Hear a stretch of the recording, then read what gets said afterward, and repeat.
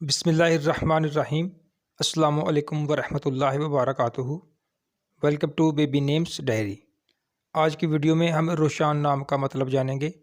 تو ویڈیو شروع کرنے سے پہلے ہمیشہ کی طرح آپ سے ریکویسٹ ہے کہ ہمارے چینل بیبی نیمز ڈائری کو سبسکرائب کر دیں، ویڈیو کو لائک کر دیں اور بیل آئیکن کو بھی پریس کر دیں تاکہ ہر نئے آنے والی ویڈیو آپ تک بآسانی پہنچ سکے۔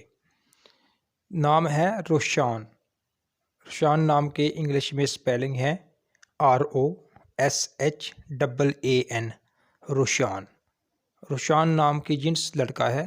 روشان نام لڑکوں کے ناموں میں شمار کیا جاتا ہے اور روشان نام کا مذہب مسلم ہے۔ روشان نام مسلمان لڑکوں کا نام رکھا جاتا ہے اور روشان نام فارسی زبان کا لفظ ہے اور روشان نام کا اردو میں مطلب ہے مشہور لوگ، ستارے، اور روشان نام کا انگلش میں مطلب ہے فیمس پیپل، سٹارز۔